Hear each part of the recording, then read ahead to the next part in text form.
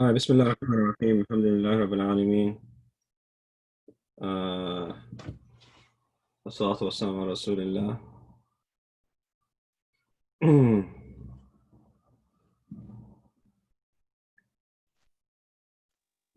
So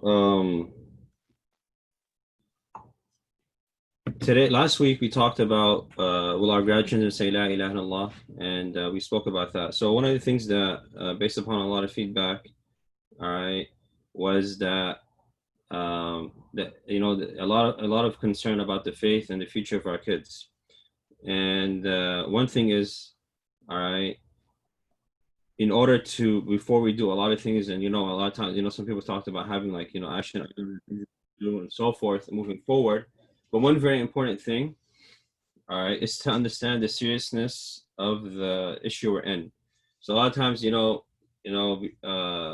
don't realize how serious the situation we're in, or what is there. And this is not really to provide, or to be, some people would say, negative, more than it is to create such an awareness that awakens us and causes us to really get together to realize how serious the matter is. One thing they say the pandemic did, the coronavirus, or the COVID-19, is that for the first time you have the whole world concerned about life, right? Taking precautions to protect their life. So everyone's discussing death, right? Everyone's concerned about death, right? So the whole world, here, abroad, anywhere in the world, everyone, this was something that was an issue for people abroad. It was an international issue. And the thing is, this right here, our faith, our Imam, belief in Allah subhanahu wa ta'ala, whether Muslim or non-Muslim, is an issue for all of humanity. All right. But the thing is, it has been so brushed under the rug and has been made secondary. All right. So today we want to bring this awareness, and as to why all the prophets came, right? Why Allah subhanahu wa ta'ala sent messengers, why we need messengers, and how we are the ones to carry the message of the messages that came before. So that being said, and before we begin, Dr. Ramy, Imam Inshirah, you want to make some any opening remarks about this particular topic, about the faith of the community and the faith of our kids, and why you see it as a serious issue?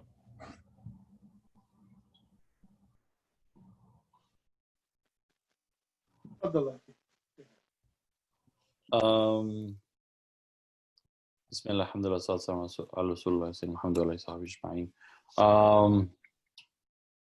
I guess the only comment I wanted to make is I'm not sure which direction you're planning on taking this, Hassan, but there seems to be I think there's two fronts. One is what we ourselves are doing to influence our children with an Islamic upbringing and background and education and identity, basically to infuse Islam into their lives and the lack thereof. And then the other part being the outside influences that are on a regular basis trying to keep the Islamic identity as something weird, foreign, backward, unpopular, etc.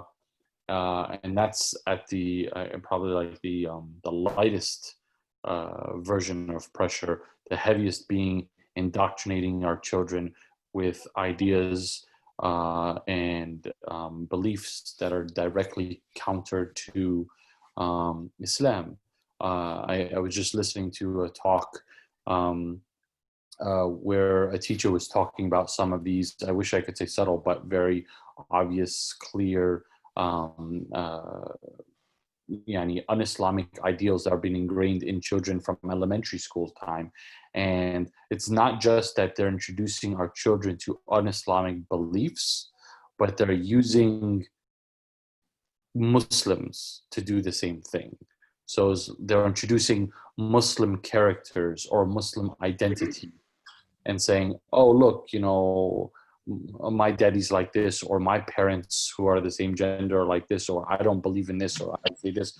And that's very, very dangerous. And so I think we're fighting a battle on two fronts. One is, trying to keep the shaitan and his methodology away from our children, and also trying to better ourselves, because it's very difficult to improve our children without bettering ourselves, because they're going to take everything from us, whether it's good or bad. So.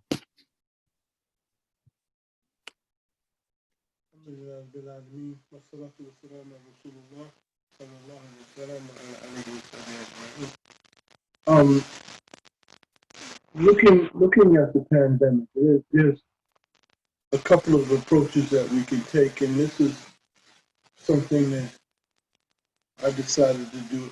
How do we deal with this? Are we having the conversations with our children that we need to have based on the happenings that are going on around us? And are we connecting our reality in this life right now to our book in the times that have gone by? Stress, anxiety, uneasiness, panic. Everybody's talking about death, as Hassan mentioned. But at the same time, we have such great examples in all of the Anbiya, because they all suffered some kind of trial, turmoil, some kind of fitna that brought about anxiety. For example, Yunus alayhi salam in the stomach of the whale. Who had more anxiety than Yunus? Yusuf alayhi salam in the bottom of the well. Again, Musa alayhi salam run out of town by Pharaoh's host. These individuals, just to mention a few, Ibrahim thrown in the fire. Just to mention a few, alayhi salam, what did they do to handle these anxieties? And, how can we follow suit in educating our children about what's taking place now? Is it heaven connected? Are we dealing with what was called then plagues? Or we trying to make it more palatable? Pandemic. This is a plague from Allah subhanahu wa ta'ala. So I think what I would like to, at one portion of the evening, see how are we connecting our reality to the book, to things that have taken place in times gone by that had similar situations. All right, so what I'll do is, inshallah, I'll illustrate some points and I'll point out some things, inshallah. But I do urge everyone who is listening, who is participating, that one of the ways, inshallah, this will be helpful, because this is not a one-time lecture. This is a process. As one of the points that I mentioned last week, is that one of the very important things is that, we don't look for solutions that are on the spot or through a workshop or through a lecture, but rather it's a process. It's a lifelong process, right? And it's a journey, and it's a lifetime journey. And it's like the one who accepts Islam, right? It takes a lot to leave the lifestyle behind and to accept a new way of life. And, to come in and accept something like that is somehow something really, really difficult. So then, but then the process after that is even more difficult, right? To stay steadfast on the faith and so forth. And that we ask Allah subhanahu wa ta'ala to help us with that. Just give me one moment, inshallah. Facebook.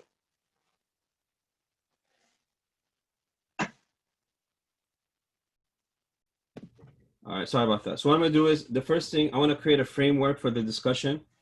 And that is, since we're talking about a topic that requires or may seem somewhat of addressing points, but we have to create a framework. So the first thing in the ayah, Allah subhanahu wa ta'ala says, "Ad'u ila sabila rabbikum bil hikmah wal maw'idha." Allah says, invite to the way of Allah subhanahu wa ta'ala through wisdom, right? And the teachings. Now the thing is, when you invite people, right, you invite someone to your house, you're not going to send a mean invite. You're not going to be mean in the way you invite them, or be vicious or rough or rude, but rather use the best means possible, all right, to invite them. You want to invite them for dinner, you want to invite them to your house, you want to be hospitable, you want to be kind in treatment, and so forth. So the first thing is that when we want to invite, there has to be a certain type of love. All right. You know, when people invite you, do things sometimes in your house, you clean your whole house, right? Some people that probably you even focus on the spots in the bathroom, right? You focus on many things. Why? Because you want the image, and you want the people to come to the house. They want to smell nice. You want it to look nice, and also you cook the food that will probably make them happy, and so forth. So the thing is, all right, when we're inviting to Allah subhanahu wa ta'ala, there has to be a certain type of love, all right, and genuine concern you have for those we're inviting, whether it be Muslim and non-Muslim, all right, because every day we're inviting or being invited. Now, the Prophet Muhammad ﷺ himself had this love, and he realized there was a pandemic of faith or a crisis of faith in Mecca with his own people in Quraysh. So for him, he took some time to reflect upon this.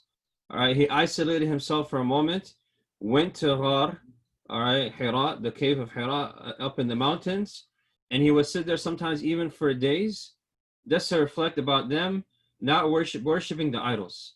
This was something that brought a lot of hurt in his heart. This is something that brought unrest in the heart of the Prophet Muhammad ﷺ. It did not sit well with him. So realize here, all right, when we focus on the concept of faith, is that the faith was the main thing, all right, that drove the Prophet Muhammad ﷺ to ask and be concerned about the people in Mecca and his own people. So even though, alhamdulillah, he was married to Khadija anha, she was a successful businesswoman. He was, the people in Quraysh were known, where people would bring their caravans, they would do their trade in Mecca. But all of that happening and all that success, you would say, still, all right, did not say with the Prophet ﷺ that, you know what, there's something missing, there's a missing link. And we look at our situation today, it is very important that how does this affect our hearts, right? When we see our neighbors, our friends, our coworkers, even our kids sometimes, our family members, you may know someone or a family or someone who knows someone who is being tested with their faith. So the thing is having that love, number one. Number two, that reflection, where we reflect upon the ummah.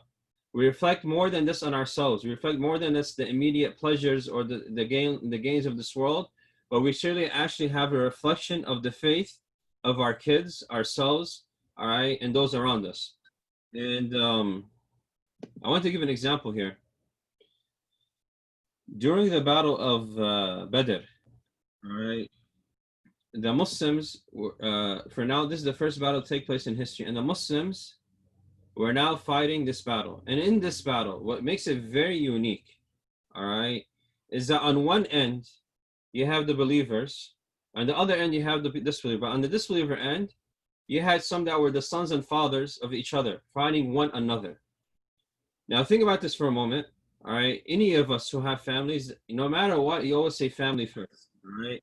We put our family before anything else. If those of us who have kids, and you're at the mall and you don't find your kid for 5 minutes, your heart can drop, right? You go crazy, you become nervous, all right? We want our kids to be successful. We try to do our best to give them, the best life possible. Like so many things that are done just to provide this, all right, to provide the best possible life for our family. Now, that being said, all right, Abu Ubaidah ibn al-Jarrah is one of the 10 companions guaranteed paradise. All right, he's guaranteed paradise. And now the Muslims migrate from Mecca to Medina. And in this battle, his own father is fighting with the non-believers, for the non-Muslims. So Abu Ubaidah al-Jarrah, he is purposely avoiding his father. Now think about that for a moment. On one end, all right, you have your father or your son or your family member willing to hold a fight, use a sword against you. And it's not because of worldly things. It's not because of anything. It is because of the issue of faith. All right, primarily the issue of faith here. All right, and now, all right, the battle takes place. So the father of Abu Ubaidah ibn Jarrah, all right, he didn't care. He was looking for his son. He wanted to kill Ubaidullah ibn Jarrah. So the first time, he avoided his father. The second time, he avoided him. All right. The third time, it became really hard to do so. He had no choice but to strike him, all right, and later on kill him. So imagine this companion, all right, who converts to Islam, all right, is put in a position to where now he has to fight his own father, his own blood. And no one ever plans for that. It's not like in a book where, hey, one day you learn this in school, that one day you have to fight your own father. You don't learn this in a in a hadith or in the the Prophet ﷺ here, where you're told one day you're gonna have to do this. All right, it's put in a position where he believes in Allah subhanahu wa ta'ala, and because of the beliefs, he's put in a position where now his own father is fighting against him. And it gives us a description of the day of judgment. All right, when Allah describes يَوْمَ يَفِرُّ الْمَرْءُ مِنْ أَخِيهِ وَأُمِّهِ وَأَبِيهِ, that the own father, the own son or daughter, everyone will say, I have nothing to do with you. Everyone will say, nafsi, nafsi, myself, myself. All right? So that kid or that child you held in your own hands. Let's think about that for a moment. On the day of judgment, you'll say, I have nothing to do with you. So to prevent that from happening, right, is why we have talks and gatherings such as this. Because the reality of the matter, this is the biggest, all right, pandemic possible that can exist. Because it doesn't matter what you earn, what life you have, what house you live in, what car you drive, and what degree you attain in this world. When you're 6 feet under, what matters most, all right, is that relationship and that bond we have with Allah subhanahu wa ta'ala. And the most thing that we can provide, and the ultimate thing that we can provide for our kids, and this is very important, we must look at our kids as each other's kids. Our struggles as a united struggle, all right? Because we all face the same challenge, probably in different ways, on different levels, all right? But we are facing these challenges. So the thing is, this story really strikes me, because when you hear it as a kid in a class, it's one thing. But to reflect upon it, that one day my own son can fight me because of a different faith. And that the possibility on the day of judgment, all right, that I might not even be concerned with him because he follows a different faith. So then my whole life has to be centered around this idea. Our whole life has to be centered around the idea of how to protect the faith of our kids, all right? And what environment we can do so. And I want to put a disclaimer here. It's very important to put this disclaimer. One of the brothers, he runs a counseling or does things for people who get married. He does pre-marital marrying, right? Pre-marriage counseling. So somebody asked him, will this solve the marriage, divorce issue? He said, no. All this means is that you provided the best tool possible and you did everything you can. So if it happens, at least you have no regret and you did the best possible way. And the same thing here. Somebody says, well, if you do all the things we talk about in these talks, all right, is that me guarantee 100%, all right, that someone it's not going to happen, somebody's faith is not going to be accepted? No. But what you can say as a father, as a mother, as a community leader, as an example, as anyone, as a Muslim, as a Muslim, on the day of judgment, when your neighbors and co-workers and your kids and so forth will say, well, this person knew about Islam, all right, at least they taught me, that you can say, yes, and I did my best to teach it to them, all right? Not by just simply doing the things we're doing today, because those things are not working, all right? But putting the best effort possible to do so. And that is what is required. So the idea is not saying that, hey, there's a guarantee, you do 1, 2, 3, that this equals this. It's not that form, because Allah subhanahu wa ta'ala makes it very clear, He is the one who guides, all right? إِنَّكَ لَا تَهْدِي مَنْ أَحْبَبْتَ وَلَكِنَّ اللَّهَ يَهْدِي مَنْ يَشَاءُ. You don't guide whom you love, Allah guides whom He pleases. So here we know that guidance is in the hands of Allah subhanahu wa ta'ala. So we're not going to be questioned about result, but we most definitely, every one of us will be questioned about effort. So then our finances, our resources, our time, our hearts, our souls, all right, are very important. So that's why the framework for this discussion is very important. That before we can move forward, all right, is that we have to have a genuine love. And the fact that you're here this late at night, alhamdulillah, shows that we have a genuine concern for the faith of our kids and the kids of the community and the world at large. And also, all right, is that like the Prophet ﷺ would reflect in the cave, we must constantly reflect, because our heart, all right, when Allah subhanahu wa ta'ala says, فَلَعَلَّكَ بَاخِعٌ نَفْسَكَ عَلَىٰ آثَارِهِمْ إِن لَّمْ يُؤْمِنُوا بِهَذَا الْحَدِيثِ أَسَفًا. The Prophet ﷺ felt very unrestful at night. His heart felt very constricted because of the very fact and the possibility that the future generations might not follow this faith. That was his ultimate concern. And how serious this concern was at a time where kids are throwing stones and rocks at him, and the angels want to crush them, or they ask him, we can crush them between these two, Malak al-Akhjabain. The angel asked him, we can crush these people. But the Prophet ﷺ again showed He was concerned about their offspring, that one of them might accept. That is true love of people around you at a time where there's no reason to show love. You know, we see what's happening right now, you know, with the Jacob Blake case. We see what's happening with the Muslims around the world. We see what's happening all around us. And we have every reason to start hating people, right? We have every reason to give up on people and on humanity. What Islam teaches us, and especially like tomorrow, the day of Ashura, is that when Musa was up against the wall and there was no way out, Allah showed him that he's the one, he's with him, all right? So here we have to realize you can never lose hope, all right? The moment you lose hope, this is from shaitan. Those thoughts to give up are from shaitan. Your kids, you know, and again, I mentioned, you may know someone who's struggling or someone who's having a hard time with faith. The last thing we need is for us to give up hope, or give up faith in those people, and give up faith in the hidayah and the guidance of Allah subhanahu wa ta'ala. So then that creates a mindset, all right, that we have to have hearts that are very strong. We have to have hearts that and souls that realize Allah is in control, and that Allah sent us on this earth as a test, and this world is a test. And the ultimate test is our faith. But then we put in perspective, all right, that no matter what you lose, the one thing we should always ask Allah that we never want to lose is our faith. You know, Allah protected us from the hurricane this past week, all right, in Louisiana. You know, we could be having a completely different discussion, or not even having a discussion, right? Because there'll be internet outages, people will be like, you know, recovering. But Allah subhanahu wa ta'ala, you know, for whatever reason, in His hikmah and wisdom, infinite wisdom, didn't test us with that at the moment, all right? Now imagine the brothers, the people in Louisiana and some parts of Texas are facing that at the moment. They have to think about, you know, what they're gonna do for tomorrow, because it's a serious thing.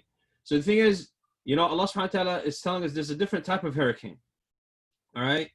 You know, that this type of hurricane is that hurricane of faith, where our faith is being attacked. There's a storm that is coming and has come, all right, that's attacking the faith, not only our faith, but especially the faith of our kids from many different ends.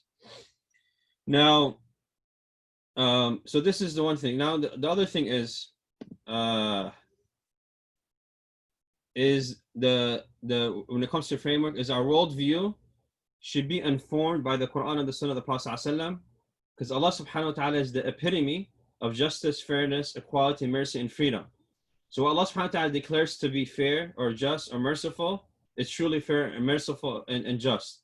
So the thing is, a lot of times we try to impose our flawed understanding of what these concepts upon our faith and tradition. But the thing is, this goes back to have a firm ground and understand what the worldview and what value system in Islam is in the first place. All right, and this is dependent upon knowledge. All right, so here we see, all right, how important it is. Our view of things, our lens of things, has to be through the medium of how Allah, the book of Allah subhanahu wa ta'ala, and the example of the Prophet sallallahu alaihi wasallam. And this requires a solid ground in Islam, but also that this knowledge we gain, all right, you know, should be consistent, but also this knowledge should increase when it comes to about Allah subhanahu wa ta'ala. Now, the next point before I go to the gist of the, you know, the talk, all right, is that, you know, a couple of weeks ago we had a discussion of politics, and politics is a big discussion right now, especially, you know, with elections. And we're having a discussion, and I'll have a discussion with a couple of brothers about this. And people say we should just go vote, we should do this, we should do 1, 2, 3. So the thing is, there's a very important point to understand. You can't go on with the cart before the horse. All right. It's like, you know, you can't talk about a solution or talking about doing 1, 2, 3, all right, before you have a solid foundation. All right. So you can't, for example, you know, if somebody, for example, has the idea, all right, of wanting to get married, but this person is at only 10 years old. So even if he has a family, there's no point in talking about who he wants to marry, all these different things. If this person is not even in a position to get married, the point is flawless, or the discussion is flawless. You know, it's baseless. Why? Because you have to have at least be at the age, right, 17, 18. You have to be at a certain whatever requirement of maturity and so forth before you can even open that discussion. But the thing is, a lot of times we jump into things without knowing what our goal is. So the Prophet ﷺ, we see, when we talk about Mecca, for 13 years, he focused on faith. He focused on aqidah, a term we should all be well acquainted with. Aqidah, the Islamic creed, the Islamic belief system, all right? And this is the creed he focused on, Allah and the last day. For 13 years, he built a solid foundation. And Aisha narrates that if the Prophet ﷺ was to start talking about halal and haram in the beginning of Islam, nobody would have accepted. All right. So here he created a framework. So then when the Sahaba were told about alcohol, they easily left it. They were told to cover, they easily covered, because the foundation was established. It had to do with the faith. All right. So the thing is now, Islam cannot be a task or a burden, right? So Islam should be something that is a natural and a lifestyle for us to live. So an example for politics, right? And this one discussion we can have furthermore in the future. But the primary thing we should be concerned is that how we can protect our community and our institutions. And then we talked about, for example, the issue of racism a couple of weeks ago. And this is one of the reasons this Friday talk started, actually, when, it was to address that issue. Does that mean we're going to solve all issues of racism? No. But what you do is you bring the serious reality of it. And then the next thing's happened. As an individual, I say to myself, how can I not make sure I avoid words, actions, or supporting anything that has to do with racism, right? I avoid everything that has to do with that. You put measures around it as an individual, and then you go as a family, and then you do a communal effort. And the thing is, that's a constant effort being made. When it comes to, for example, the pandemic, all right, we go into the idea, we take whatever precaution necessary to protect our health. So, for example, you social distance. You have to wear the mask, because that's the possibility of the virus hitting us is something we all are afraid of, and we don't want for anyone, especially those who are easily can be infected by it.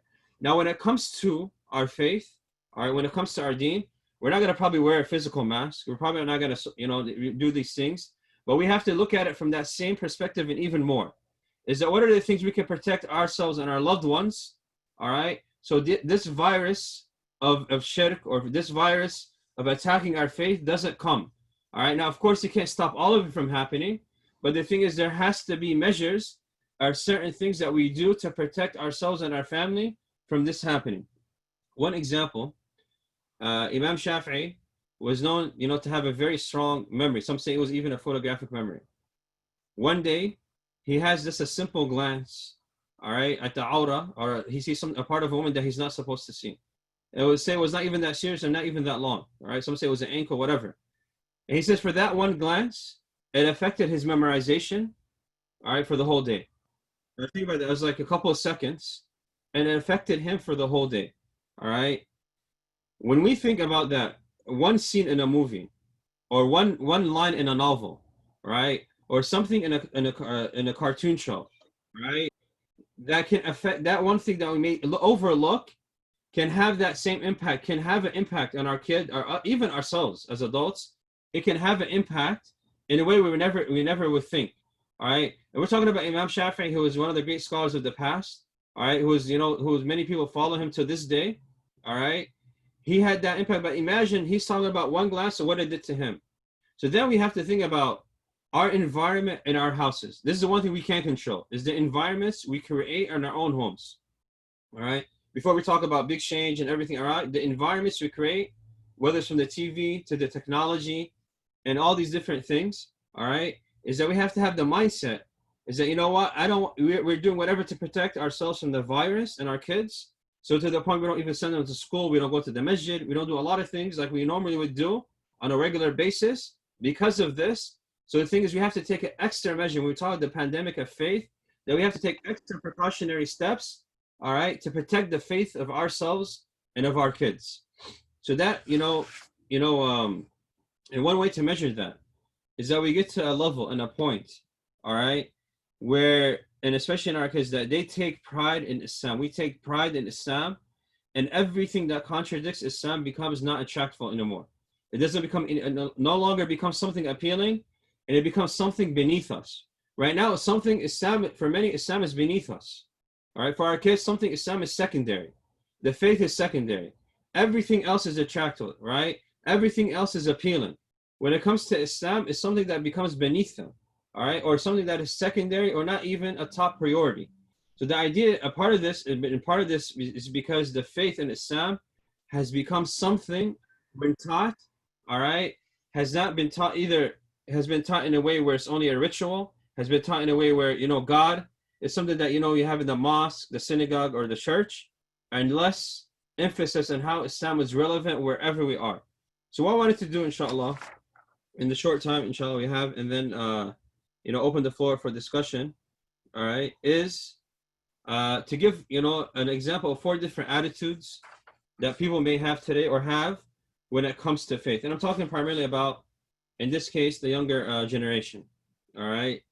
So, number 1, all right, is that a lot of people have this idea that Islam is outdated in 2 ways. Number 1, all right, is that they always hear this constant talk that, you know, the Sahaba or the people before, they were such and such people. They were amazing people. All right, they were 1, 2, 3. And the people today, they're the problem in the world. So they're always constantly being reminded they're the reason that things are happening. All right. So this creates the attitude that, you know what, Islam is something that is of the past. All right. It is something in the history books, and it's something that it's only applicable by certain people. That this faith we talk about is only applicable by those Sahaba, the companions, and the prophets. So then there becomes a disconnect. All right. So it's very, very important when we hear of this attitude, all right, where we mention Sahaba, it's very important when we talk about companions, when we talk about the messages, we talk about them, is we make their stories really relevant to the times today, but make it seem very applicable, which it is very applicable for us to actually implement today. And the thing is, all right, is that those same Sahaba and companions and messengers had their own struggles, all right? And the thing is, we have to also realize and relate to the struggles of those who are what they're facing, or our kids are facing today. Now, the second thing is, or along the first point actually, is that it's very important to present role models of our times. All right, I know we talk about Muhammad Ali and Malcolm X and those who stuck by their faith, and that's why they're remembered today. But also, even to celebrate the small moments our kids exemplify faith. All right, so you have a child who's 5 years old and prays for the first time or attempts to pray. Or they say, you know, Allah subhanahu wa ta'ala created this universe, right? It is very important to celebrate those moments, because that's what we do when we talk about the Sahaba. We talk about the experiences, right? We talk about the experiences they had, all right? And we still study those experiences. So it's very, very important to recognize those moments our kids did something out of the love of Allah and not because of us. So for example, you were busy and you didn't have the chance to wake up your kids for Fajr, or something happened. And they get up because they say, I wanted to pray because I love Allah subhanahu wa ta'ala. How priceless is that moment if our kids are able to do that? So instilling in them that they're able to be like the companions, and that even their status or can be higher in the eyes of Allah subhanahu wa ta'ala more than the companions, especially how difficult it is to do a lot of things that the companions were able to do. So I'll give one example. All right. And by the way, this is not only in times where they do good deeds, this could be in a time especially where they leave the bad. I had a teenager, 16 years old, all right? And as I was speaking to him, he was telling me, you know, he really never prayed in his life. And at the age of 16, he wanted to start praying. So he spoke to his mom, and his mom celebrated that moment, and she told me, you know, pray. And then, you know, I was speaking to him, and he said one thing very profound. He said, when I thought about the times I missed prayer, all right, and I started to think about the hellfire, and it gave me goosebumps. All right, it gave me goosebumps. All right, when he said that, it gave me goosebumps. All right, because as Muslims, and as all of, you know, one of the important things is that we never think of ourselves higher than anyone else. And sometimes you get the most profound lessons, not from a khutbah, not from a talk or a story of the Sahaba. It can be right there in your house. That young teenager, when he said that, that had more of an effect on me than a lot of lectures I listened to, because it came from the heart. It was something he experienced. He felt the value of prayer. So these, even though he's not a Sahabi, all right, but in our times, in a way, he's an example of someone who, you know, who was off track with his faith. But when he tasted some of that faith, you know, he touched, you know, not only probably my heart, but the hearts of others. So it's very, very important when we look at our kids, all right, when we look at our kids, don't look at them as in a negative outlook. Look at them as the future Sahaba. We have to change the way we look at our kids. Because if we constantly see them as the surviving faith, all right, they're going to leave the faith. But if we hold them to a standard, all right, and ourselves to a standard where they're going to carry this faith, they're going to be the examples of the faith, they're going to be the Sahaba of this faith, They are the face of Islam in America, whether we like it or not. They are the face of Islam in America. So we can no longer just bring examples of the Sahaba as stories, but reality of the matter is we have those stories right there. We can create those stories. All right. So the thing is, it is very sad, all right, to see people constantly questioning and doubting the faith all the time, and at certain points leaving it. But what gives us hope is that we have the ability to create that environment and to create, our own Sahaba, our own, from our own kids, future leaders and carriers of this faith. Another thing is, all right, another point, the second point is, when we mentioned the word outdated and a lot of attitude, is that a lot of our kids, for the first time, when they study philosophy, anthropology, sociology, evolution, and biology, all right, when they deal with social aspects like homosexuality, pedophilia, and the glamours of this world and the temptations out there, all right, the attitude a lot of them have when they study these things, that Islam has no answer for these things. And what happens is, all right, when we look at when they say Islam is outdated, they feel Islam doesn't challenge their thinking. So somebody can memorize the Quran and recite the ayah, but they don't, Allah says to reflect and ponder, but they're not told to reflect and ponder. All right, because they're told Islam is, hey, you just do this, don't ask questions, don't think, right? And when they come to ask, all right, they're pushed to the side, and that's a different point. But the reality of the matter is, all right, and when we talk about the pandemic, one of the saddest things to see is when we see a lot of people, a lot of our kids take philosophy, anthropology, and these subjects, it causes them to get to a point where they feel Islam is inferior to these things. That philosophy is way deeper than Islam. All right. So we have to encourage and develop a framework of thinking and thought process. All right. So how they can, for example, be able to look at the sky and look at these things that these persons are being taught and be able to distinguish based on the ideas and the thought in the Quran, how to distinguish these ideas of philosophy and also disprove them. All right. So when we talk about Sahaba during the time of the Prophet ﷺ, they were fighting the ideology of worshiping idols. All right. The Prophet ﷺ felt there was a pandemic in Mecca because they were worshiping idols and they weren't worshiping Allah subhanahu wa ta'ala. And also, very important here to point out, their belief in Allah was strong, but they also, some felt that they had to worship Allah through the idols. So they believe Allah existed. All right. So the Prophet ﷺ realized that, and a reason Allah even sent the prophets was to address this idea, because there was the pandemic of faith, that when the prophets leave, the people will leave the faith. So then when we think of our kids and producing, our kids to think right and to address these subjects before they're taught it in college, is so essential. It's so essential. So when they're addressed and when they're taught these things, they look at Islam and they say, this is beneath them. This is not even challenge. This is so out of, it doesn't even pose a threat to them.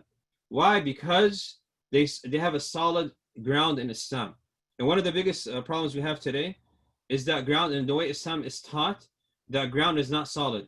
So their ideas will change like the weather, and the moment they see something that sounds good or interesting, they accept it in a heartbeat.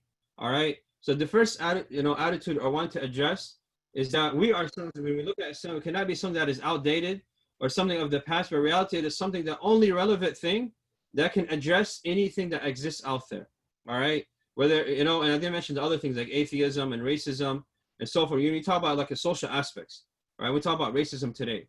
All right. We talk about, what's happening in the streets and so forth.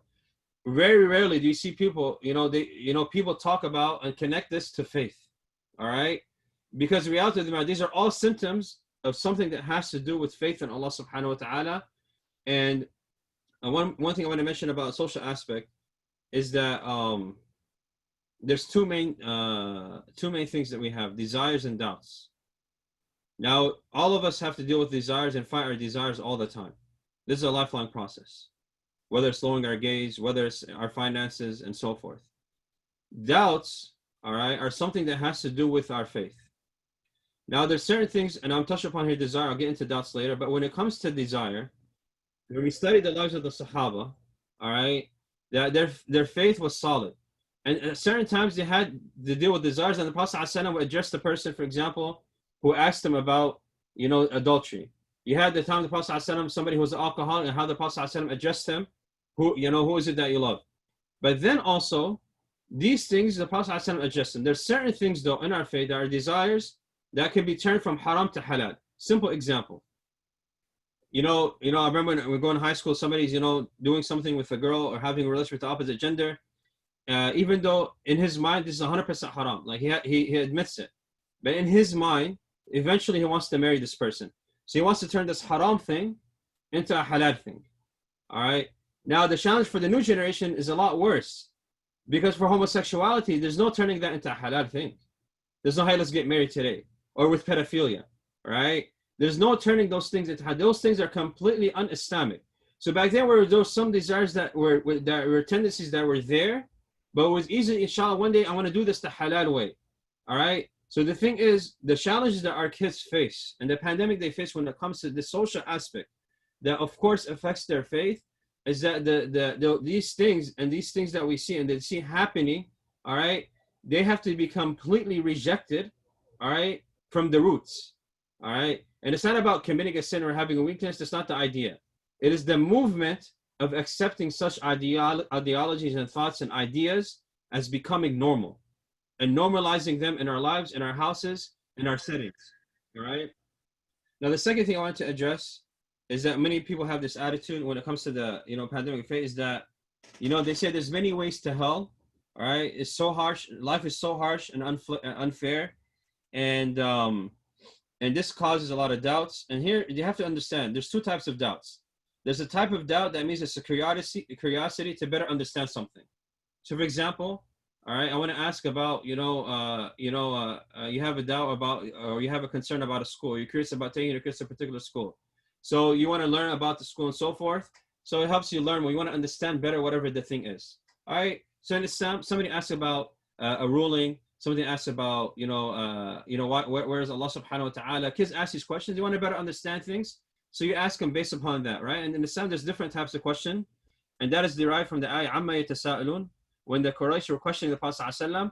So the scholars derive the questions in three types. The first one are the genuine, sincere ones. All right. Number two, all right, are those to cause doubts in the Prophet ﷺ. So they're asking those questions not to get answers, but to cause doubts in the hearts and to people to second guess the Prophet. Like today, the media, they want people to second guess Muslims, to doubt Muslims and the religion of Islam in its totality before they even find out about Muslims, but they want people to doubt Islam before asking about it. And there's the same tactics that were used in Mecca. And the third one, all right, is to create a confusion, all right, about the particular subject or to cause enough doubt. So, and also to give an excuse and a reason not to follow that religion. So they would question the day of judgment. How is there a day of judgment? All right. So doubt, when it's out of curiosity and to better understanding, is not a problem. But when doubt or questions are asked or doubts are there to abandon the religion or to abandon the faith, all right, or to refuse a particular doctrine or way of life, all right. So the thing is, what happens is, in this case, they're no longer seeing Islam in their life or as their way of life, all right? So they'll ask, do I need a God? Why does God allow this? Why is this happening? Can Islam even provide me a happy life? Why can I get from Islam what I can get from anywhere else? Look at my life, how it is right now. SubhanAllah, there's a chunk of people I've seen, all right? And the thing is, they alhamdulillah, they have good careers, they have good jobs, and they feel a sense of, look at me, I'm successful. Why do I need God in my life to burden my life away? So they say Islam is too harsh, all right? Islam is too unfair. And this is based upon two things, pain and pleasure, all right? We avoid things that cause us pain, all right? Again, the virus, one of the main things that we avoid it, we are afraid of the pain it can cause us. So we take whatever step it can, step to prevent ourselves from having this pain. The same thing with, for example, we tell our kids not to put their hands near something that is very hot because it can burn them, and that causes pain, right? So we avoid anything that causes any physical pain to us, all right? And pleasure, we like to do things that seek our pleasure. But then Islam says, it gives us a different one. It says, you know what?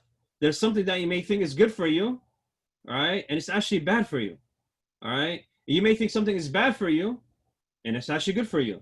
That you may love something, hate something, and it's actually really good for you. All right? And you may love something, and it's actually really bad for you. So Islam then, Islam, what it says is that pain and pleasure has to come from a divine source. All right, and that divine source defines to us what is pain and what is pleasure, and how we should look at the medium of pleasure and pain from that angle. So this may seem like it has a lot of pleasure in the moment, but it's going to cause you a lot of pain in the future. All right, this particular thing may seem very painful today or very hard to do, like waking up early after having very little sleep, but there's a lot of pleasure in the future with that, with Allah subhanahu wa ta'ala. So then the mindset has to be established from a very young age, is that how we look at pain and pleasure. Because a lot of times pleasure is sought in, having a certain house, owning a car, having assets and so forth, right? And, and attaining this in whatever way possible. But for the believer, all right, when we talk about pleasure, all right, when Allah says, وَابْتَغُوا إِلَيْهِ الْوَسِيلَةِ, seek the ways to seek the pleasure of Allah subhanahu wa ta'ala, then our lifestyle and our environment, our house, it has to be in such a way that, it may seem like a lot of pleasure to watch this game right now, to read this book, all right? Actually, to give this phone to my son or daughter and to let them watch this thing on the tablet so I can have pleasure of my own. Because them crying or them making me, messing up my routine, it's causing me a lot of pain and discomfort. And I don't have time for this, so here, take this, watch this, do this, all right? So I can do what I do, because we're looking for comfort in the moment or pleasure in the moment, but in the future, it is causing us a lot of pain. It is causing a lot of pain. So reality of the matter is, we see, in order, anyone who talks about, their struggle to come to America and getting what they have and the life they have, they always talk about the struggle they had and the sacrifices they made and the discomfort they had to have to achieve that goal, right? You ask anyone who goes to medical school and how they had to sacrifice friends and time and all this type of pleasure, because they're looking at an end goal, all right, of, one day becoming a doctor and attaining a certain salary and helping people. So the reality of the matter is, this dunya is not made for pleasure in the sense where we think of it as a pleasure. This dunya is made for us to struggle and to go through that test. So that means if it requires me for 8, my real job is not the 8 to 5, it's the 5:01 p.m. when I get home. And how is it that I have to struggle and get out of my comfort zone to make sure to protect the faith of my kid or our son or daughter? And that requires a lot of effort and work.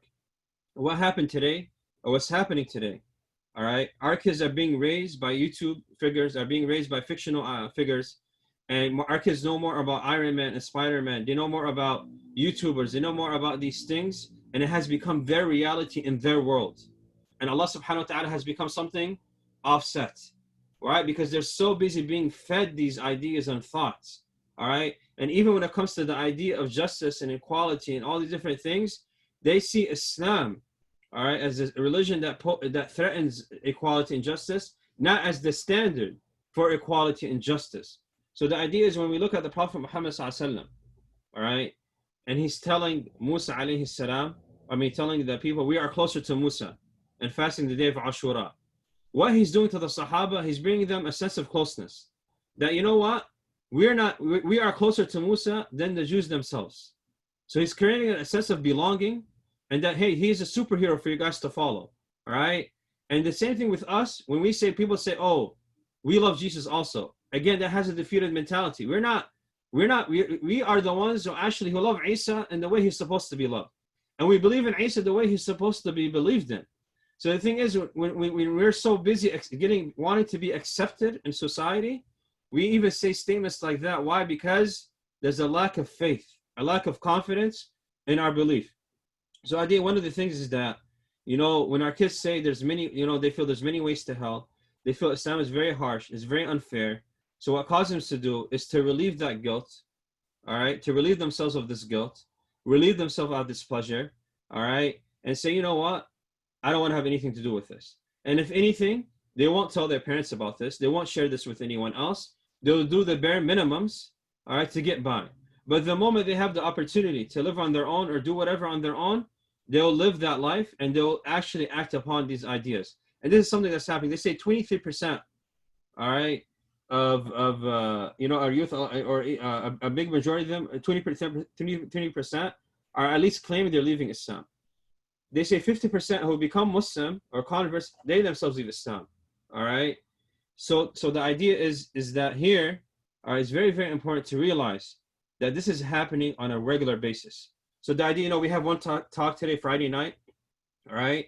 But imagine how many things are happening, how many things our kids are hearing on a regular basis. I want to take a moment here, all right? Brother Inshirah asked, how do you maintain the hearts of our children to Islam and maintain and cultivate it, right? Sometimes before we cultivate, we have to detox. All right, there has to be a detox process. When somebody goes to dialysis, when somebody has, you do chemotherapy. All right, one of the harms of chemotherapy, it kills the good cells and the bad cells. All right, but now when you do dialysis, what it does, it takes all the things in the system in the body that harms the body. All right, so there has to be, before you can put anything or any medication in the body, all right, you have to remove those things that are harming the body. So one of the ideas of tonight is that there's a lot of things, we have to detox a lot of things that our kids are seeing, a lot of things they're hearing, a lot of things they're reading. So before they can accept, all right, whatever Islam has to say, we first have to remove those things that are preventing them, those barriers in their hearts that are preventing them from enjoying, all right, the fruits of what Islam is bringing to us. So the Prophet ﷺ, when he came, the first thing he did was detox. He said, all right, don't worship these idols. Before he talked about worshiping Allah, but he said, don't worship these idols, because they worshiped Allah, but there was a problem. They associated these idols with things. And today we have many different idols, many different role models, many different things that take our kids away from Allah subhanahu wa ta'ala. So as we talk, inshallah, we touch upon, cultivating with our, and winning the hearts of our kids, is that first we have to understand the struggle, all right? Understand how they believe everything around them is tempting them to have fun and have pleasure, and they feel like Islam is holding them back from that pleasure. And that's why Imam Ghazali says, all right, is that guilt is healthy when it inspires us to do better. So when our kids fail in the exam, you don't say to your kid, hey, you fail, you're going to fail in life. No. You say, you know what, let's do better the next time. All right? So the idea is sometimes they're going to miss the salah. Sometimes they're going to fail in all things that have to do with faith. As parents and as leaders and people of the community, we have to be able to understand that those things will happen. So in winning their hearts and wanting their hearts, the idea is that the Prophet Muhammad ﷺ didn't deal with perfect Sahaba that just became perfect robots, but rather through their struggles and experiences, he cultivated their hearts. So I would say before cultivating, inshallah, all right, is to detox. And some things I want to mention about detox before we go on to the next point, and we talk about, how there's many ways to hell, is that part of this dilemma that happens, or part of the things that our kids are affected by, and part of the pandemic of today, that there's a lot of personal trauma that people are going through, all right? And I'll give an example. I mentioned today in this khutbah, we have to understand, when we fast tomorrow, or if you're able to fast, that Musa alayhi salam's people had a lot of trauma to deal with. Imagine your son, if you're having a son, you have the fear of your son being killed because he was a boy. Or during the time of Prophet, he came to a city where they had a lot of trauma with their daughters. That if you had a daughter, your daughter can be buried alive because simply she was a girl. So imagine the trauma that takes place in a household, all right, when they're thinking about having a child. Is it a boy or is it a girl? So the Prophet ﷺ comes and addresses this, and he kills that. Today we have these movements, about human rights, women's rights, feminist. But what Islam did, it actually was the only system that was applicable, not in theory, but in practice, that eliminated those things. But it didn't happen in the beginning. It wasn't through chance, all right? And it wasn't through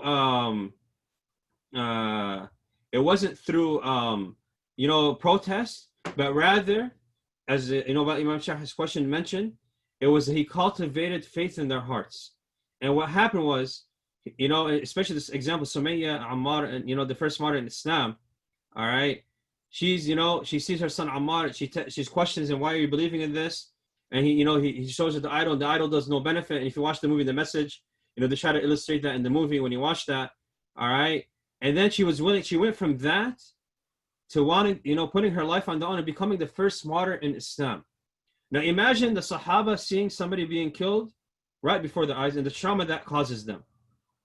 And here we see how important that faith comes into place. The khutbahs and the ayat and all these things we learn is to realize that this life, you're going to see a lot of trauma. You're going to be faced with a lot of difficulty. But the thing is, the Prophet ﷺ addressed it. Right away when he saw Sumayya, he says, sabran, patience. Inna maw'idukum al-jannah, your destination is paradise. So that he gave him some level of comfort, right? When he sees the woman crying at the grave of her son, he says to have patience and taqwa, right? So he addresses her, he addresses her difficulty. We talked about the young boy, when he lost his bird. So we have to address that trauma, and then, inshallah, reciprocate that, all right, into faith and steadfastness. So one thing about that, all right, is that our kids have a lot of trauma being Muslims. They go to a public school, and your daughter wears hijab, she's looked at a certain way. She's made fun of. Even when you go to Islamic school, for being a certain color or a certain race or nationality, you can be looked down upon. There's a certain trauma that's faced, right? Not being doing the things that other people do. It creates a trauma for our kids, all right?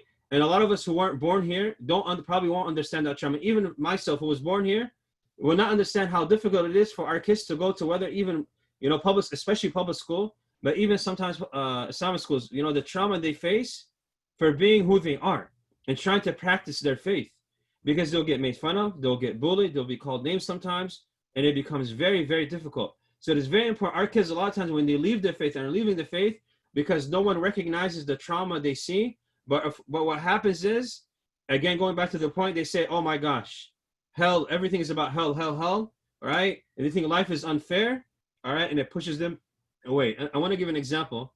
I know a person who went to college and he never really prayed. So finally he needed a ride home. So one of his friends, I'll give you the ride home, but he's like, I have to stop by the masjid and pray real quick. He said, okay, no problem. So this is the first time he prayed like in 15 years. After he leaves the masjid, somebody brings him the hadith book that, and the hadith says the pants below the ankles are in the hellfire. All right. Now the thing is, this kid, what is the initial response? It's unfiltered. He's like, you know what? I go to the masjid, I'm going to hell. If I go to school, I'm going to hell. I might as well enjoy life while it lasts. That's the mentality response he had. All right. He felt that hadith caused more harm than good. Not saying the hadith is incorrect, but the understanding of the one who passed the hadith, who had probably good passion and niyyah, caused more harm in that case. Because he failed to understand who this kid is. Saying, hey, salam alaikum, how are you? Hey, how is it? How is your day? Oh, wow, my name is this and this. Build that rapport, build that connection. That's what the Prophet ﷺ did. He built emotional attachment, and he was emotionally intelligent. And that was the first step of cultivation. Before throwing an ayah or hadith, he threw some love and compassion. Prophet ﷺ said, Afshu salam baynakum. Spread salam. Say salam. That in itself brings comfort. Even in our own households, to show that salam and care and asking, how are you? Actually asking, how are you doing? How is your day? What difficulty you go to? So the same thing with our kids. When our kids are young, they're telling us about every detail they're going through. Listen to them. And sometimes listen to those times where they feel, you know what, instead of focusing on them finishing their homework that day and being like a police, focus on them as a human. Because what happened is a lot of times we become policemen on our kids. They have to finish assignments, finish homework assignments, regardless of the struggle they're having, regardless of the hardship they're facing. And what happens is, and then on top of that, we want to try to throw a salat in there every now and then, right? And the salam becomes secondary. And then Jum'ah is like not even in the picture, because the last 2 periods of their school are more important than salah. And we throw in that, hey, you got to do this real quick, right? But we have to treat our kids like humans, the way the Prophet ﷺ treated them. It's not about finishing tasks, all right? It's about, how can this get them closer to Allah subhanahu wa ta'ala? Because if they're constantly seeing punishment, they're constantly seeing how they're wrong, this naturally pushes them away. So it's very, very, very important, all right? In a world where, kids know their rights, and they know what, when I turn 16, 17, 18, no one's going to hold me accountable. And it goes back to the point, that's mentioned by Simona about sami'na wa ata'na. To get to that point where we hear and obey, we have to cultivate that faith. Don't lose the faith. Don't ignore the simple things. So when we talk to our kids, no, actually say, Assalamu alaikum wa rahmatullahi wa barakatuh. Spread the salam. In our houses, make sure you call the adhan. Let them hear the adhan. All right? The adhan has to be not on a phone or on a thing, unless that's the only option, but they actually hear these things. All right? So part of this cultivation, all right, number one, we said detox. Number two is simple interactions and instilling the faith. And that's what the Prophet ﷺ did throughout time and time again. All right. So the idea is, all right, many of them, we have to understand this. A lot of us don't like any authority above us, especially in this country. We're used to doing things the way we wanted to do it, when we do it, how we want to do it. And one of the biggest problems in relationships is that nobody wants to feel any sense of authority, right? Everyone, and our kids see this, right? We have to hold ourselves to the same account we hold them to. Just because something is haram for them at 10 years old doesn't make it halal for us at 40, all right? And the thing is, when we teach, all right, our kids, we address this attitude, all right? The moral and social concerns, we address their trauma, the scientific concerns, the philosophy concerns. These things we can go in more detail later. Is that we understand the framework. Is that we have to understand the struggle of what it even means to be a 5-year-old, a 10-year-old, a 15-year-old, a college kid in America before we throw in ayat and hadith and tell them about hellfire. Now the next thing is, all right, is what happens, and this is actually a true story. So somebody said I had the first attitude, all right, where everything's out there, and then went to the second phase. They're like, man, many ways to go to hell. And then they say, I'm going to try the number 3 part. All right. He's like, you know what? I'm going to still try my best, despite the fact I can never win. That no matter what I do, nobody's ever happy. All right. He felt like, following this deen becomes impossible. So the thing here where it comes again, it is very, very important to realize, all right, is that, all right, when the Prophet ﷺ time and time again shows us and gives us examples of people who barely put any effort, but they didn't do the results, or their effort was sincere, and because of that sincere effort, they were rewarded paradise. So an example, of course, of the prostitute who gave water to a thirsty dog, or the example we hear a lot of the person who killed 99 people and then he killed 100 because that person, gave up hope. But one of the things that Prophet ﷺ did is that when he asked companions like Anas ibn Malik, who was a young companion who grew up to be one of the oldest companions to live, what did he say to the Prophet ﷺ? He said the Prophet ﷺ never got angry with him. One of the days, the Prophet ﷺ asked Anas ibn Malik to fulfill a task. Along his way, he got very busy, distracted, right? And the Prophet ﷺ had every reason to get upset with him. You tell you get you a cup of water to go get you, a simple thing, right? And kids are kids. They run around and they forget even what you ask them to do. I'm like, I look at him like, what did you just, like, what happened, right? Right? Very, very low attention span, all right? So then, a lot of times we scream, but by that screaming, it doesn't make them want to do that. It doesn't remind them what they were supposed to do, right? So what Anas ibn Malik said is the Prophet never yelled at him, never raised his voice, but always was kind and gentle towards him. That's what he remembered about the Prophet Muhammad ﷺ. Now, why is it key here? It's because the Prophet ﷺ was the Prophet. All right. Now, and another example that was mentioned last time, and when the Prophet ﷺ slightly turned his face away from a blind man, Allah said, no. Give your attention to that person. So we see how important it is that when they have this attitude that, no, you know what? All right. You know what? You tried your best. You didn't forget, hey, can you please make sure you do this? And then we find different methods, all right, and different approaches to achieve that goal. And I'll give you an example. We talk about the faith pandemic here. We realize we have to ask ourselves what roles, for example, do we play when it comes to faith? So we talk about the masajid. So I remember in America when people were talking about what do we do after masjid? So some people said, you know what? We have the 5 salahs and let's do a lecture and this will help solve the problem. Others said, no, we have to have sports. This will bring the kids in, have a social activity, and right after the social activity, they're making salah. So they actually did that. It came time for Salat al-Asr. Not only were the kids not praying, but a lot of the adults weren't praying. And this, you see this often. So the first initial reaction was to, let's stress test people. If they don't pray, they can't play. All right? You want to put a sign, if you don't pray, you can't play. All right? So the thing is, somebody came and he made a very, very important point. He was saying, and this sheikh was from South Africa. And in South Africa, now they're very, very strong in their, a lot of their schools and teaching kids and producing some scholars. He said at the masjid, it became like a warehouse, basically, where you had everything happening. You had people playing sports, you had people making salah, you had people there, you had people cooking, you had people doing all their activities in the masjid. He said that there's some points or time where some people never attended a lecture, and sometimes they didn't attend salah. And a lot of people were getting upset and angry, all right? But he said, leave them there. He said, at least now they're hearing the adhan. Eventually, one day when they hear the salah, they're going to walk in. And he says a lot of times they did. Why? Because they were surrounded by that environment. Now the opposite happens. What do the enemies say? Or those in Hollywood? They say eventually they're gonna watch. You're gonna tell yourself right now, there's no way you're gonna buy a gift that has to do with pedophilia or those trolls or the cuties or all these things, right? There's no way you're gonna watch a Disney movie that has a homosexual scene. But they say eventually, if they're surrounded by it, you're around it all the time. Your kids see it at their schools. Their friends are talking about it. So they have the opposite the approach that, you know what? Eventually they're gonna sneak peek. You're gonna become curious enough to say, what is everyone talking about? Let me watch this. That 2 minutes becomes 4 minutes. That 4 minutes becomes a movie. All right, that movie becomes it becomes a habit, and that habit helps develop. It becomes a character. So they know what they're the strongest of Muslims, and can become the weakest in these environments. But all it takes is one scene. All right, all it takes is one novel, one thing, one curse word. Nobody curses overnight. All right. So here we have to provide a safety net, like Brother Inshirah said, of worship. All right. And in our houses, that has to happen. Because you will be asked on the day of judgment. I will be asked. You will be asked. You paid $50 for Wi-Fi or $70 for Wi-Fi. You paid $100 for that laptop or whatever much. You are responsible for the things that are being seen on that.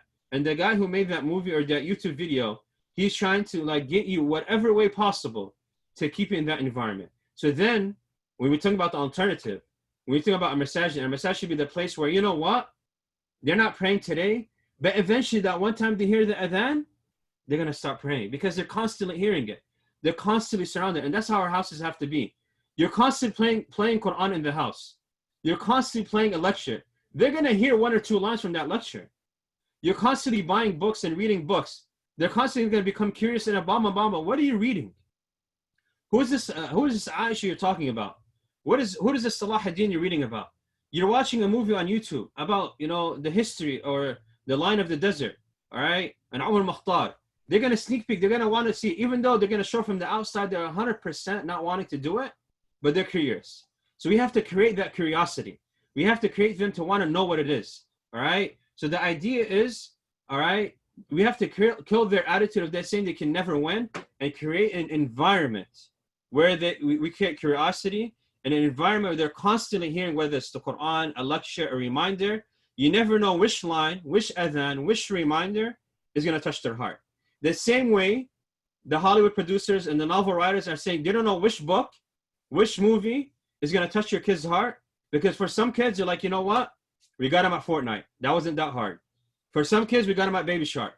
Mission accomplished. For some kids, we got them at Iron Man, Spider-Man. We got their hearts. Now we're gonna just build upon this. Some we got them at Batman. All right. Some we got, and these are things that are not necessarily haram.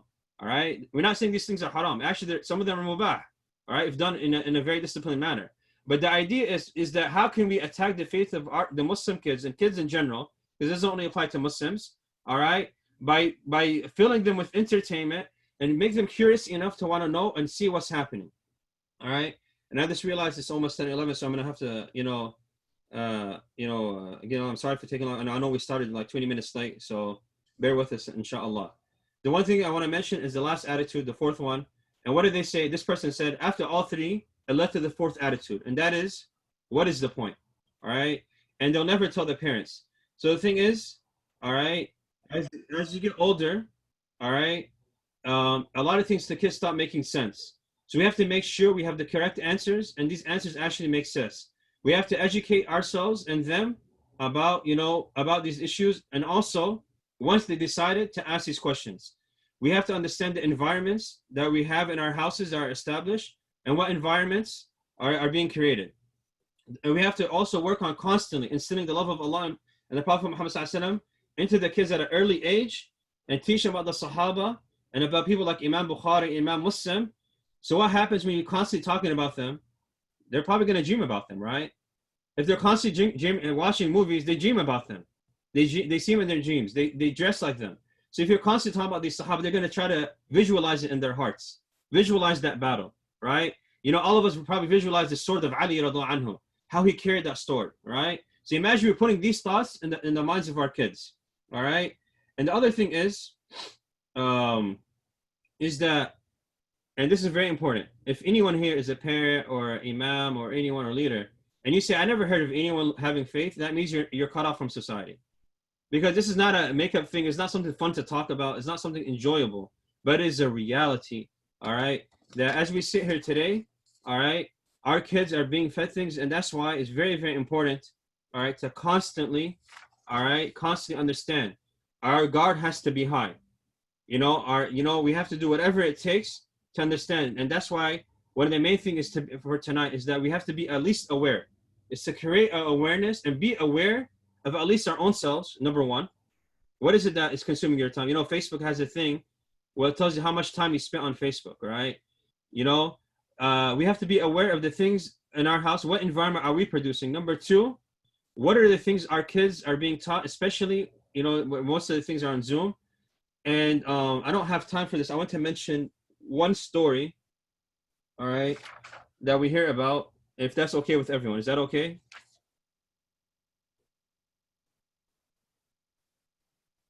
All right, because I know it's almost 10:15.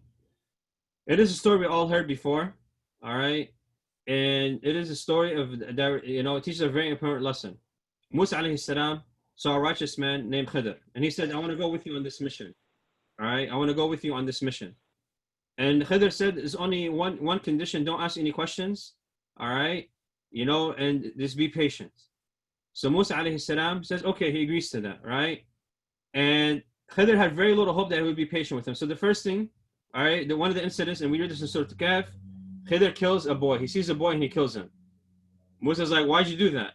All right, he says, Alam aqul laka innaka lan tastati' ma'i sabra. Didn't I tell you won't have patience? The second incident, all right, there's a boat, all right, and Khidr causes harm and damage to this boat.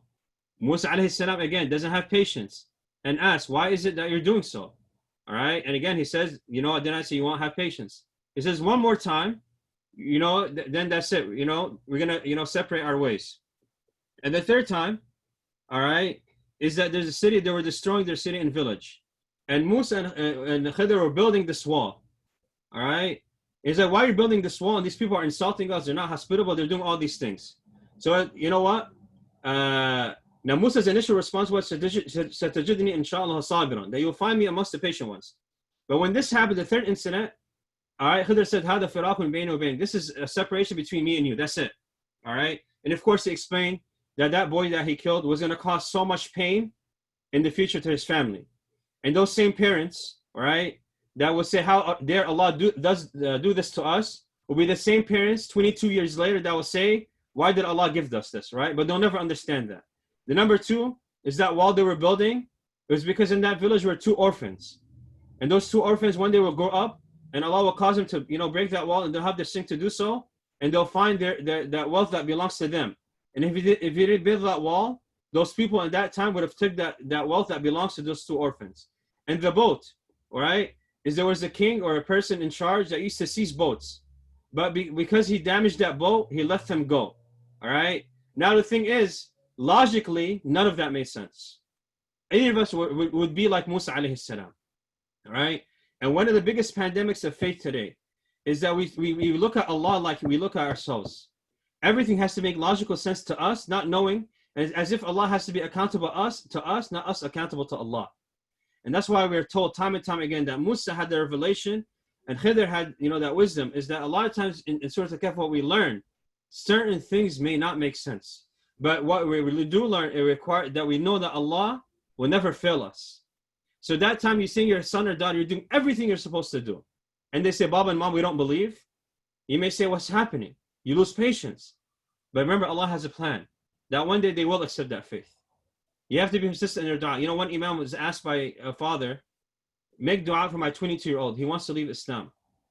You know what he told him? He said, I'll make dua, but your dua is stronger than my dua. So a lot of times we underestimate the value of our effects and what we can do for our kids, all right? Whether it's through dua, but another thing is patience. And tomorrow is an idea, we show gratitude to Allah, but it shows us how important patience is in the process. So from the cradle to the grave, all right, this pandemic of faith is always going to be there. It's not going to necessarily go away. It's going to be there from now to the end of time. From now to the end of time. All right, so us being aware of it, at least right now, at least gives us the idea and the mindset is that we have that faith. This faith is being attacked from all ends. All right. So now, inshallah, we can talk about the steps for talks to come and weeks to come of how to address these things. And we'll stop here, inshallah. If anyone wants to have any comments or questions to add. Sorry for going over time. So we try to keep it for the probably by 10:30 we finish, inshallah. So anyone wants to put the question in the chat, Dr. Ramy, Imam, Inshirah, you can feel free to add anything.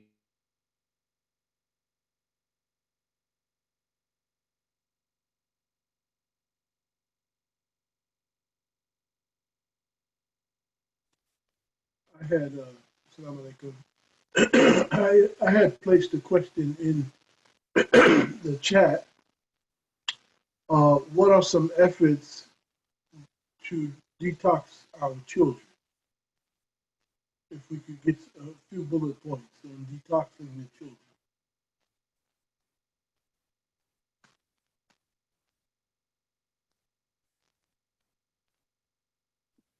Imam Inshirah, when you mean detox, you mean as in like correct their mindset? Yes, Hassan mentioned Detox the Youth. Yeah. And I just wanted a few bullet points for those who have young kids, what that would look like. All right. So before I answer that, with anyone who has like an experience, would like to share an experience with something they did with their kids, or an experience to have, inshallah, of how they detox or what they do with their kids. Anyone want to share? You can unmute yourself or type it in the chat. Or Abdullah, go ahead, Sister Abdullah. Or is that a thumbs up? Or you want to speak?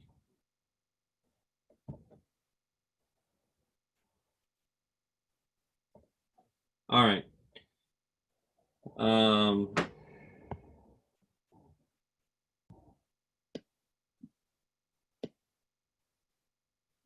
right. So Anna, I'll give some methods of detoxing, inshallah.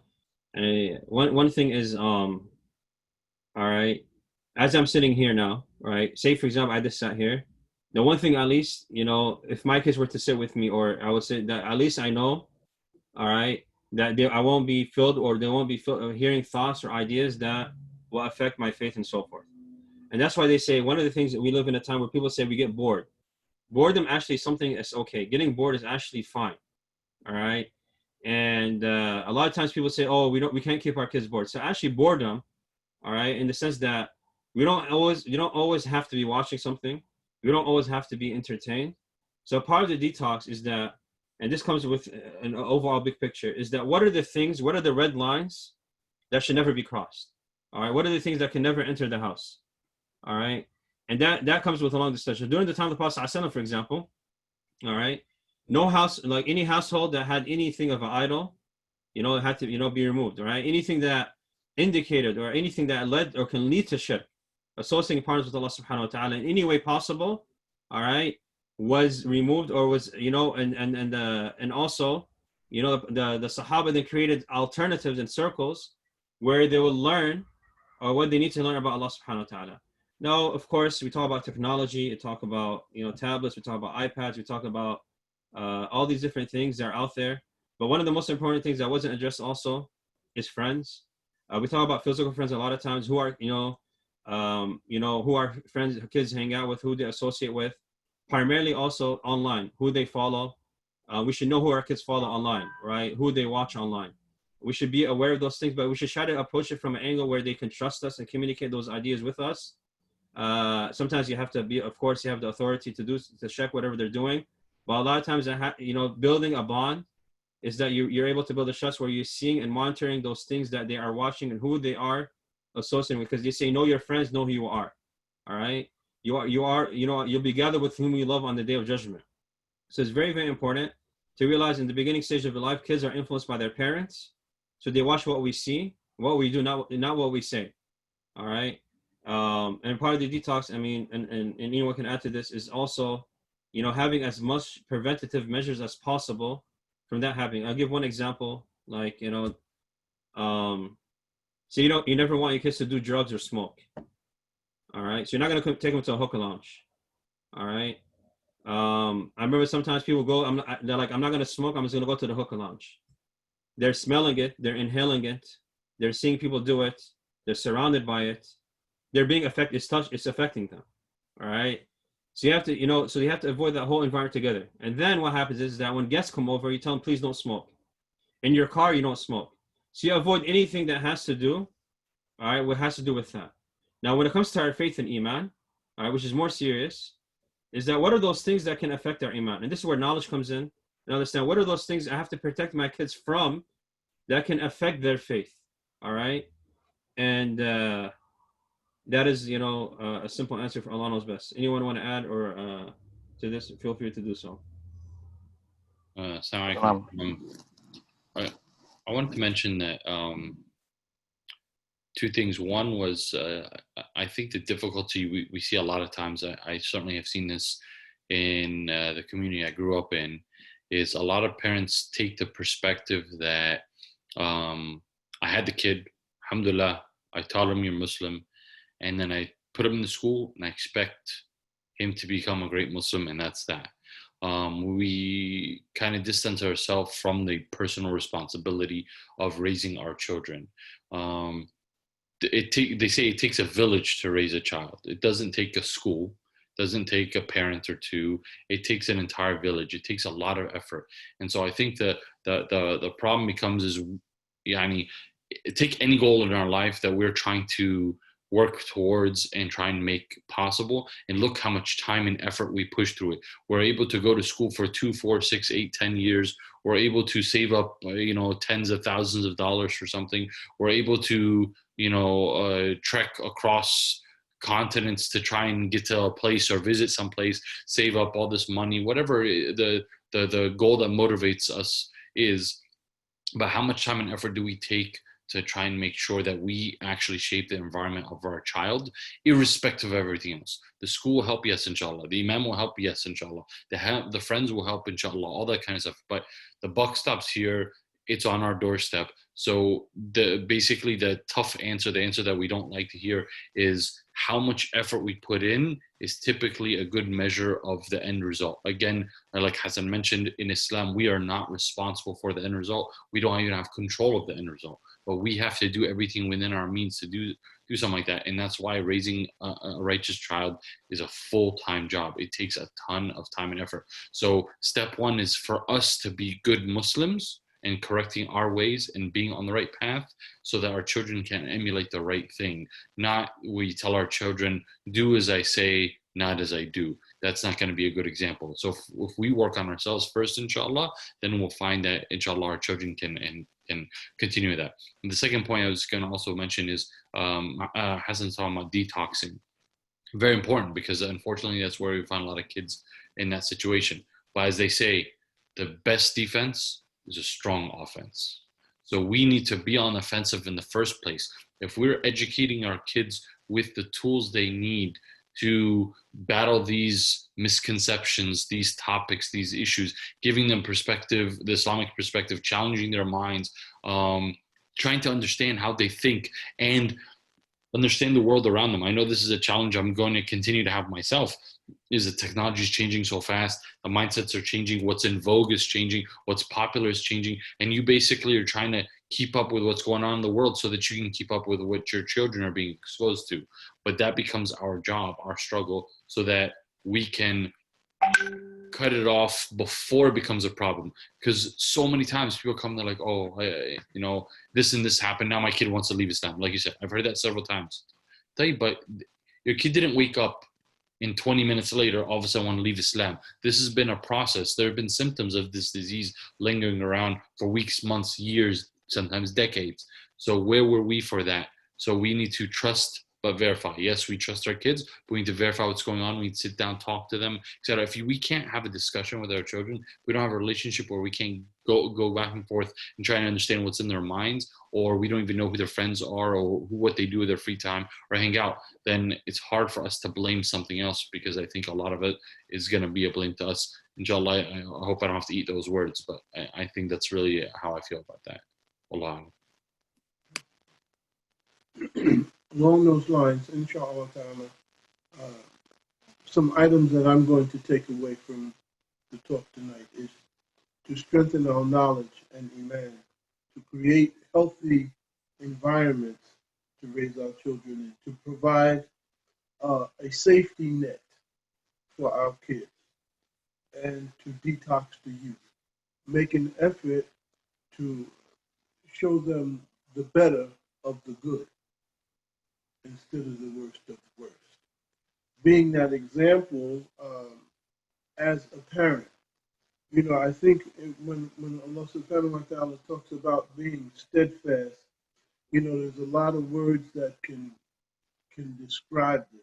You know, you're talking about loyalty, you're talking about faithfulness, you're talking about commitment or devotion, dedication, being dependable.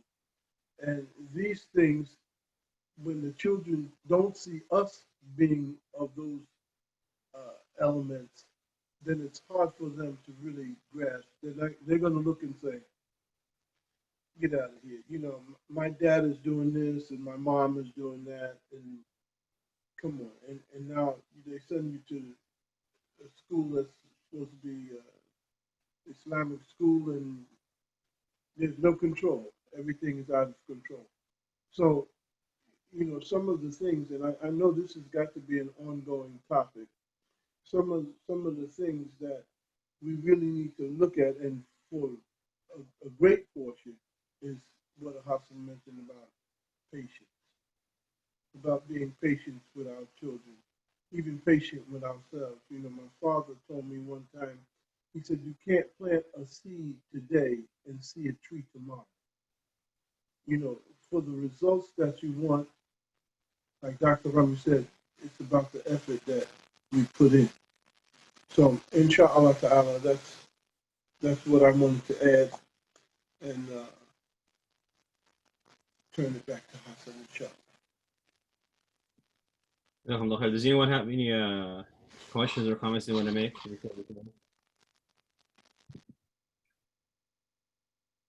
All right, so one thing I want to conclude with, I remember a couple of years ago, I was given a khutbah about a similar topic like this. So one father came up to me, he asked me, how old is your daughter? At that time, she I think was 1. He said, come to me 15 years later, right? See you in 15 years. So I actually went to him 3 years later. I gave the khutbah in the same measure. He came up to me. He's like, the reason he came up to me, he's like, his daughter was 16 at that time. And, you know, she was going through this crisis of faith, and he didn't know what to do. And he realized that the culture things we were doing weren't working and so forth. And he had to take a completely different approach. So the idea is, subhanAllah, one thing I would say is that for any of us who knows of someone or may have someone in our family, all right, that is going through this, it's very important for us to make dua for each other and to remove the stigma that, you know, we judge one another and put each other down. But when we see this, we really make dua that Allah helps us. And this is, you know, something that the whole, you know, as the world is gathering about the pandemic today, all right, this is something that we should all gather to really work together and put all our efforts. I'm telling, like, not only tonight, but every day, if we were really to take this serious, you will not sleep tonight. You really want to sleep tonight, right? You really want to be able to rest. Why? Because this is the most pressing, important thing in our life right now, is to protect the faith of our families and our kids. And we all have to do it together. We have to work together. We have to ask together. So the thing is, the Prophet ﷺ didn't focus in the beginning stage of Islam about alcohol or dress code and these other things. He really focused on building hearts, connecting those hearts. They were willing to give their lives for each other because it was not, like Ramy said, it wasn't overnight. So we really should pray, inshallah, ask Allah subhanahu wa ta'ala, you know, for those of you who are, you know, for those of us who are, you know, facing some difficulty or having some, that Allah makes it easy, that Allah subhanahu wa ta'ala enables us to put the best effort. So on the day of judgment, we are, you know, Allah subhanahu wa ta'ala grants us paradise. That those who are facing those doubts, that Allah subhanahu wa ta'ala removes those doubts and fills it with Iman. All right. And I highly recommend, you know, as tomorrow, you know, sunnah to fast, you know, the day of Ashura, to do it like a family event, to gather the family together. Even if you don't fast, at least have iftar together, even if having suhoor together. And, you know, and in those moments, one of the du'as, you know, one of the best things to do, as Imam al-Bayhaqi says during fasting, is to make dua. Please make dua, and especially tonight, make dua for the ummah, make dua for our kids. Because the last thing you ever want to see is not to burying your own son and daughter, and you can't even make dua for them because they weren't Muslims.